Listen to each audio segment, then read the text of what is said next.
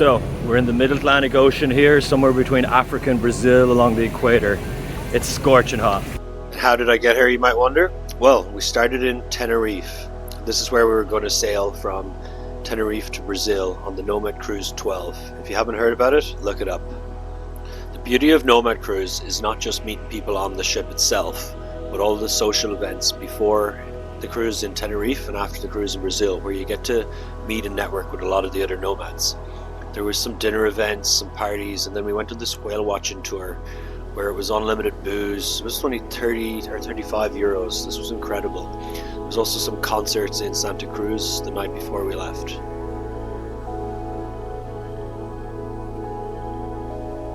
We are now almost 400, 395 people, so that's amazing from all over the world. What does this have in connection with this cruise? It's all people that I've met on the cruise over the last years.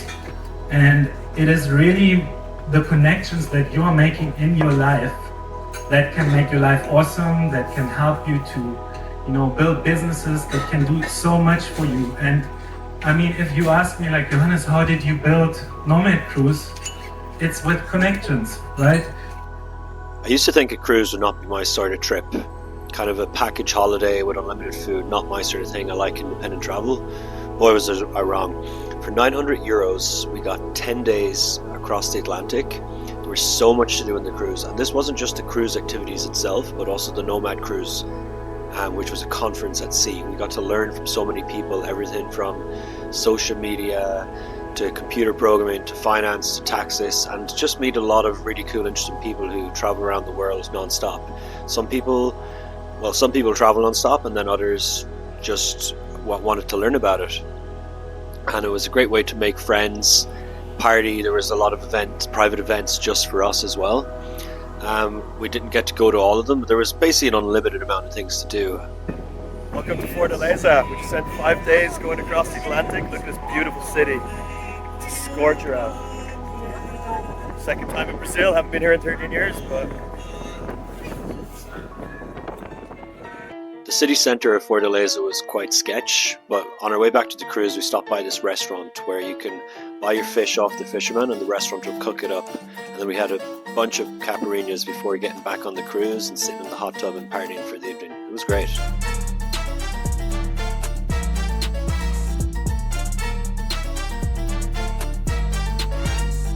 The 10 days were broken up with 5 days at sea, a day at Fortaleza, another day at sea, and then a stop at Maceió where we spent the day on the beach drinking coconuts and caipirinhas, then made our way back to the ship, had a bit of a party, a few more drinks in the hot tub, and hung out for the evening.